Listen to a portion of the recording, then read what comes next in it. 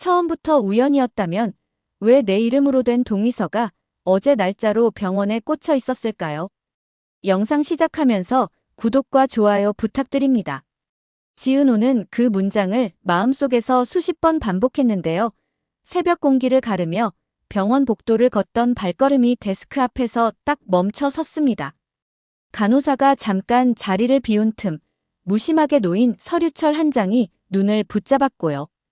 제목은 간 공여 동의서, 수혜자 공란은 비어 있었는데 공여자란에는 지은호라는 이름이 선명하게 박혀 있었습니다. 주민번호, 혈액형, 주소까지 하나도 틀리지 않았고 서명란에는 자신의 필체와 닮았지만 조금은 다른 굴림의 획이 앉아 있었는데요. 은호는 손끝이 싸늘해지는 걸 느끼면서도 서류를 뒤에서 앞으로에서 옆으로 몇 번을 넘겨봤습니다. 어제 날짜가 분명했고 담당 의사 도장까지 찍혀 있었는데요. 우연이라고요? 그걸 내가 우연이라고 생각하겠니? 어젯밤 지역 선배의 낮게 눌러담긴 경고가 다시 들리는 듯 했습니다. 클라이언트로 알던 사람, 정체를 숨긴 채 다가와 내가 내 친모다라고 말하던 얼굴, 그리고 아들을 살려달라는 말. 그 얼굴이 재단 이사장 고성희였다는 사실이 퍼즐처럼 엮이면서 가슴 안쪽에서 무언가가 조용히 무너져 내렸는데요. 은호는 서류를 원래 자리에 꽂아두고 밖으로 걸어 나왔습니다. 아침 햇살은 밝았지만 마음속은 밤처럼 어두웠고요. 사무실로 돌아오는 길, 휴대폰 화면에 손가락이 떨리면서 메시지를 보냈습니다. 선배, 지금 만나실 수 있어요? 급해요. 답은 금방 왔는데요. 바로 갈게.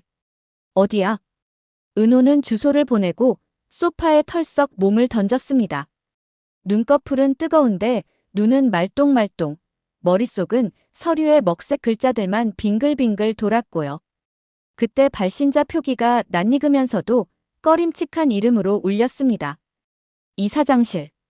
은호 씨, 오늘 저녁 시간 괜찮으세요? 사무실로 오세요. 이야기 나눌 게 있어요. 그리고 오늘 검사, 수고 많으셨어요. 전화는 고요하고 부드러웠는데 마지막 문장에서 등줄기가 서늘해졌습니다. 오늘 검사를 받은 걸 어떻게 알지? 잠시 뒤 카페 문이 열리자 이지혁이 들어왔습니다. 늘 단정하고 침착한 표정인데 오늘은 눈빛이 더 단단했는데요. 무슨 일 있어? 선배, 병원에서 제 이름으로 된 동의서를 봤어요. 제가 사인한 적이 없는데요. 그리고 이사장님이 제가 검사받은 것도 알고 계세요. 이지혁은 말을 아끼며 고개를 끄덕였고 말 대신 한 장의 종이를 꺼냈습니다. 철민이 추적해준 재단 협력병원 목록과 차량 동선 요약이었는데요. 매주 같은 요일, 같은 병원, 같은 정차 지점. 가온 재단이 지정 협력한 병원이더라. 내가 오늘 간 곳도 같은 병원이고. 성희 이사장이 그 병원을 드나드는 기록이 주기적이야. 선배 우연이 아니군요. 그래. 누가 판을 깔아둔 거야. 내가 들어오길 기다리게끔. 그 시각 다른 방에서는 고성희가 창가에 서 있었습니다. 흰 봉투를 한번 펼치고 다시 접고 손끝으로 사진 한 장을 매만지면서요. 사진 속 아이는 환하게 웃고 있었고 고성희의 눈빛은 묘하게 흔들렸는데요. 병원장이 들어와 정중하게 말했다고 합니다. 이사장님, 공여자 동의서 접수 완료됐습니다. 일정은 조율 가능합니다. 빠르게 진행하죠. 모든 게 제자리로 돌아오게요. 말끝은 부드러웠지만 스스로를 다독이는 듯한 굳은 결의가 섞여 있었고요. 책상 서랍 안쪽에는 30년 전 출생기록 사본, DNA 검사 결과, 폐업한 산부인과 명부 사본이 고요히 잠들어 있었습니다. 밤이 깊어지자 이지혁은 맘대로 집 사무실에서 철민과 함께 노트북을 켜두고 로그를 훑었습니다. 차량 GPS, 블랙박스 캡처, 협력병원 내부 반출입 기록. 흐릿한 프레임 속 실루엣이 밤마다 같은 문을 열고 드나들었는데요. 그 뒤로 희끄무레한 시트에 둘러싸인 휠체어의 그림자가 길게 끌려 들어갔습니다. 확대해봐. 정지된 화상 속 얼굴선이 드러나자 이지혁의 목소리가 낮게 갈라졌습니다. 우진. 이름만 소리내어도 아릿한 그 두 글자. 은호가 고등학교 시절부터 귀가 닳도록 부르던 친구, 생일마다 초를 같이 불어주던 아이. 미국에 있다는 풍문만 맴돌던 그 우진이 화면 안에서 숨을 몰아쉬고 있었고요. 기록상 보호자란에는 고성이. 다음 날 아침, 은호는 더 이상 미룰 수 없다는 듯 재단 본관 앞에 섰습니다. 비서가 문을 열어주고 고성이는 변함없는 미소로 마주 앉았는데요. 검사 결과가 좋다더라. 내가 도와주면 그 아이는 살아난다. 그 아이 우진이죠. 미소가 잠깐 멈췄고 금세 매끈하게 이어졌습니다. 내가 왜 그 이름을 그래? 맞다. 우진이다. 왜 제 서명이 서류에 있습니까? 제가 사인한 적이 없는데요. 의료 서류는 착오가 잦아. 내가 동의할 거라고 믿었기에 정리만 조금 앞질렀지. 제 인생은 믿음으로 대신 서명할 수 없어요. 은호의 목소리는 떨렸지만 한 글자씩 명확했는데요. 고성이는 깊게 숨을 들이쉬고 아주 조용히 꺼내 놓았습니다. 인생은 때로 서명보다 관계가 먼저야. 너는 내가 아는 그 자리보다 더 안쪽에 있어. 대화는 거기서 멈췄지만 한 줄의 던짐은 마음을 무너뜨렸습니다. 관계. 안쪽. 은호는 계단을 내려오면서 손바닥 안쪽에 박힌 가시처럼 그 단어들을 굴렸고요. 한편 박성재는 아버지 박진석의 호출로 본관 회의실에 앉아 있었습니다. 인사발령 공문이 올랐고 이름 옆에는 신임 부사장이라는 무게 있는 직함이 붙었는데요. 축하 인사 대신 박성재의 첫 질문은 뜻밖이었습니다. 새어머니, 우진이는 어디에 있습니까? 고성이는 가볍게 웃었고 박진석은 팔짱을 낀 채 눈썹만 꿈틀거렸습니다. 미국에 있지. 요양 중이야. 출국 기록이 없습니다. 짧은 침묵이 뚝 하고 떨어졌고요. 고성이는 가볍게 펜을 돌리며 말했다고 합니다. 그 아이가 어디에 있든 무슨 상관이야. 내 자리는 여기야, 성재야.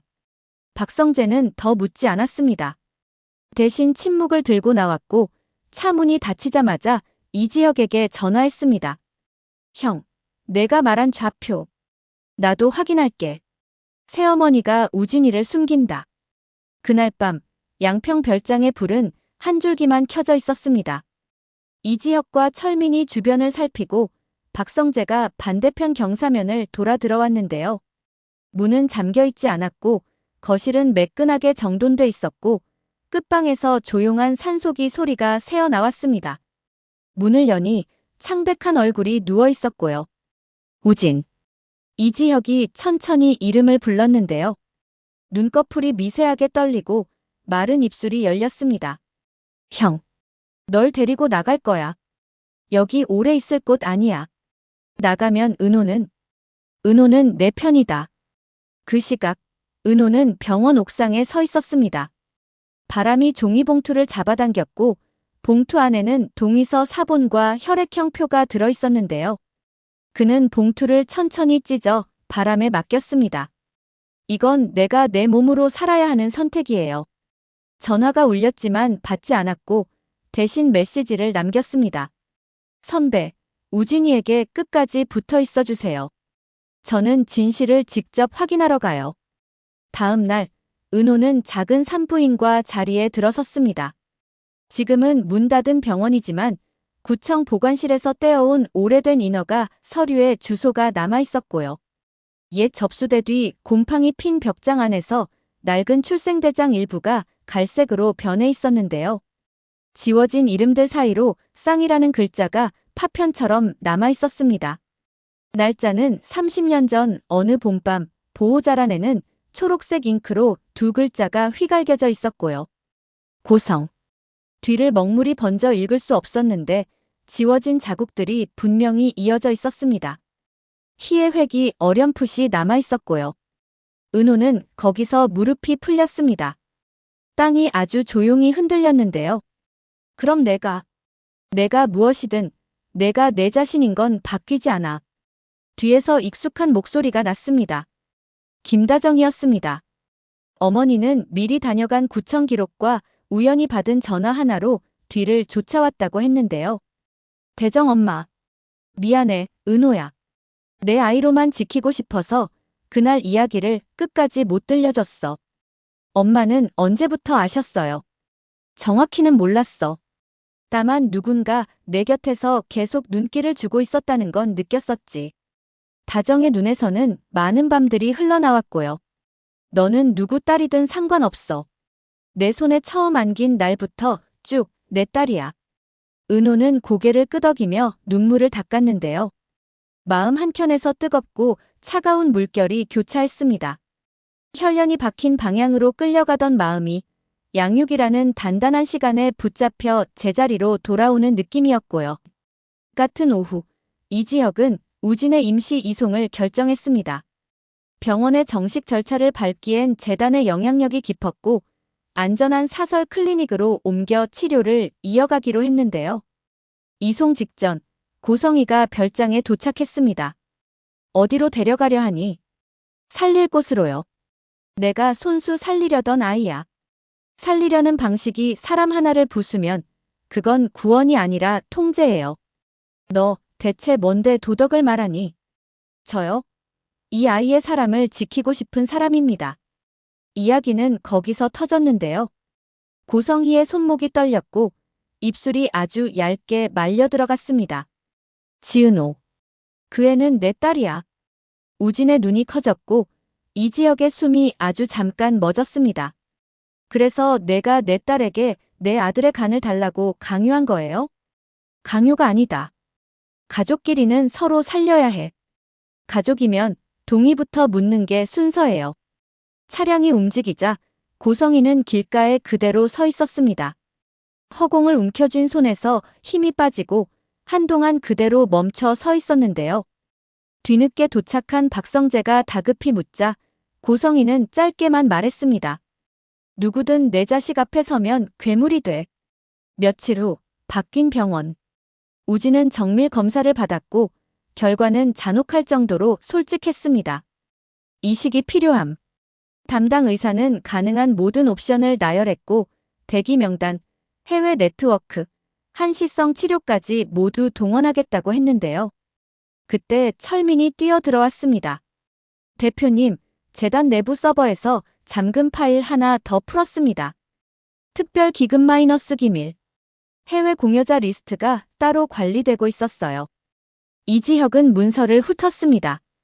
기금 유출 흔적, 의료법 회피를 위한 경유지 거래 메모, 이름 없는 송금. 서류 끝에 작은 이니셜지. S, H. 이걸로 충분해. 이지혁은 고개를 들고 말했는데요. 이제 판을 뒤집자. 그날 저녁 가운 재단 이사회 비상소집. 박진석은 난감한 낯빛을 숨기지 않았고 몇몇 이사는 서로 눈치를 보았는데요. 자료 봉투가 테이블 위에 놓였습니다. 협력 병원과의 불법 매칭 정황, 공여자 정보 도용 가능성, 비자금 흐름. 박성재는 단 한마디만 했습니다. 진실부터 정리합시다. 재단은 사람을 살리려 존재해야 합니다. 고성이는 자리를 박차고 일어나지 않았습니다. 대신 천천히 등받이에 몸을 붙였고 한동안 아무 말도 하지 않았는데요. 마지막에 조용히 웃었습니다. 그래. 의자 몇 개, 이름 몇 줄 바꿔보자. 근데 그 아이부터 살리고 해. 그 아이는 이미 살릴 거예요. 재단이 아니라 사람들로. 이지혁의 대답이 내려앉았고요. 밤이 깊자 은호는 병원 7층 창가에 기대 섰습니다. 우진이 잠든 얼굴을 보며 마음속에서 줄다리기가 이어졌는데요. 살리고 싶다. 그러나 내 몸을 타협 목록에 올리고 싶지는 않다. 가족이라는 말 한 줄로 인생을 대납하고 싶지는 않다. 그때 메시지가 왔습니다. 해외에서 희귀형 공여자 한 분이 연락 왔습니다. 매칭 확률 높대요. 의료진. 짧은 문장을 읽는 동안 핸드폰이 눈물에 젖었고요. 은호는 아주 작게 웃었습니다. 살아. 내 몫으로.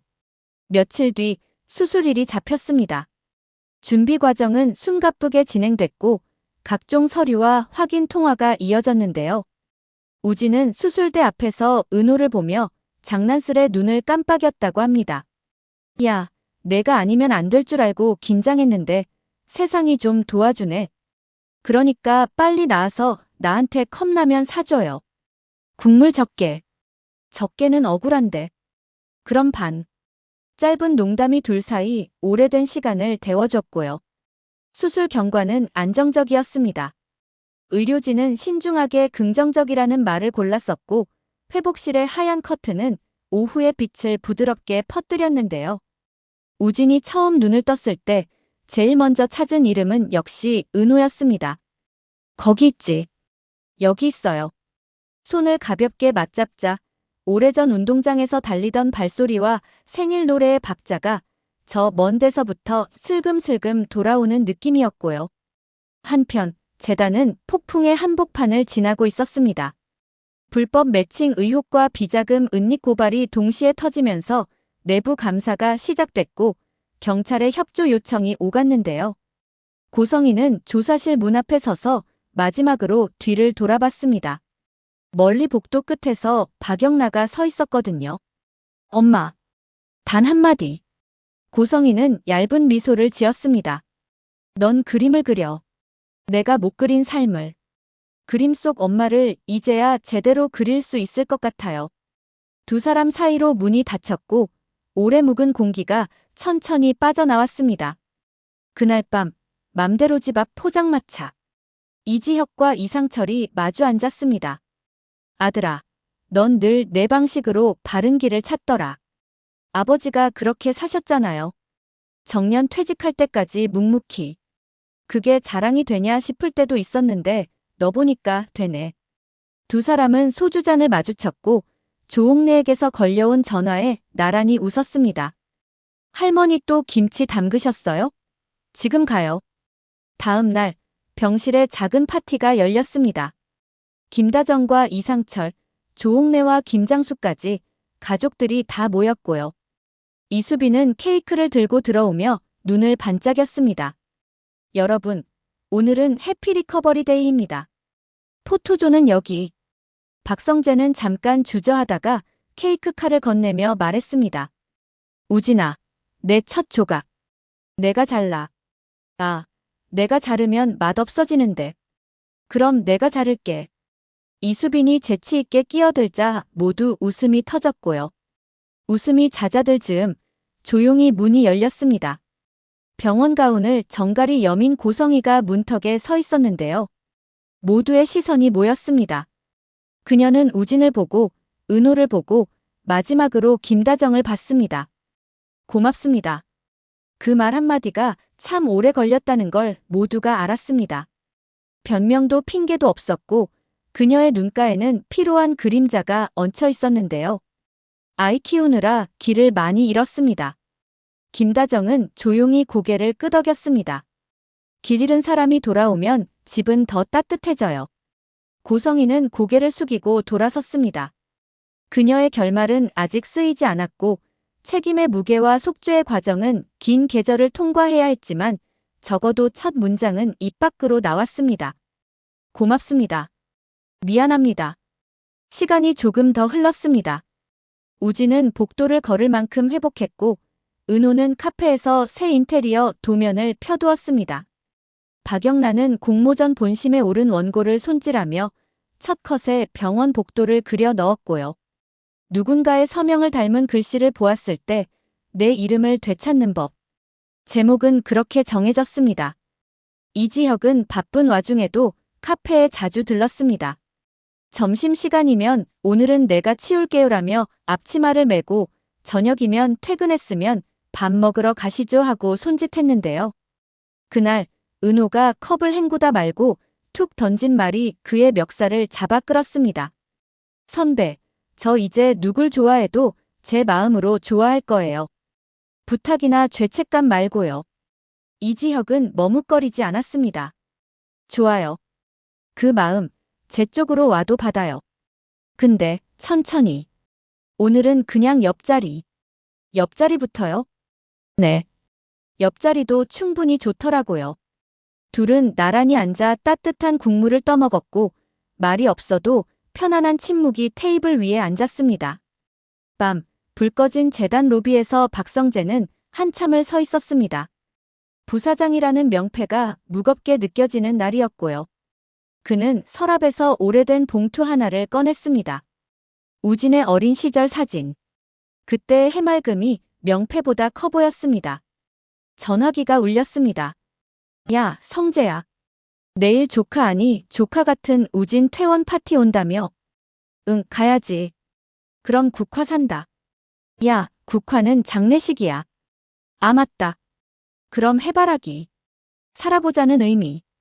그건 또 좋은데. 둘은 동시에 웃었고 긴장이 조금 가벼워졌습니다. 그리고 마지막으로 비어있던 자리에 조용히 앉는 사람이 있었습니다. 지강호였습니다. 그간 사고치고 집안에 민폐 끼치고 누나가 번 돈을 당연하게 생각하던 그였는데요. 우진의 회복과 가족들의 버텨냄을 옆에서 지켜보더니 미용실 샴푸 보조로 일을 시작했다고 했습니다. 누나, 나도 나 몫으로 살게. 하루 벌어 하루 쓰는 것부터. 정순이는 말없이 아들의 어깨를 탁 쳤고요. 잘 왔다. 봄바람이 카페 문을 밀고 들어왔습니다. 사람들은 각자의 책임과 선택으로 제자리를 조금씩 돌아 찾았습니다. 가족이란 이름으로 서로에게 무엇을 청할 수 있는지, 어디까지 내어놓고 어디서 멈춰야 하는지 모두가 배웠고요. 어느 저녁 은호는 문을 닫고 불을 끄려다 문득 멈췄습니다. 바깥 유리에 비친 자신의 얼굴이 어제와는 조금 달라 보였거든요. 남의 서명으로 사는 사람이 아니라 자기 이름으로 선택하는 사람. 휴대폰이 진동했습니다. 이지혁이 보낸 메시지였고요. 오늘도 고생 많으셨습니다. 내일 아침엔 제가 커피 내릴게요. 알겠습니다. 근데 선배, 설탕 2스푼이요. 네. 제 마음은 3스푼인데요. 그건 다음에요. 다음, 좋네요. 문이 닫히고 밤이 가라앉았습니다. 진실은 누군가의 욕망처럼 번개처럼 내려치지 않았고 누군가의 용기처럼 조용히 밝아졌는데요. 처음부터 우연이 아니었던 일들은 끝에서 제자리를 찾기 시작했습니다. 이제 각자는 서로에게서 빌려온 삶이 아니라 자기 몫의 삶으로 걸어가기 시작했습니다. 그리고 그 길 위에 서로 어깨를 맞댈 사람들의 그림자가 길어졌습니다. 그런데 이쯤에서 끝이라 믿으셨다면 한 줄만 더 남겨둘게요. 재단 내부 금고에서 빠져나간 마지막 봉투. 그 봉투를 누가, 어디로, 왜 옮겼는지 CCTV 사각지대의 그림자 하나가 아직 남아 있었습니다. 다음 장의 첫 문장은 아마 그 그림자에서 시작될 겁니다. 영상 즐거우셨다면 구독과 좋아요 부탁드립니다. 다음에 다시 또 뵙겠습니다. 감사합니다.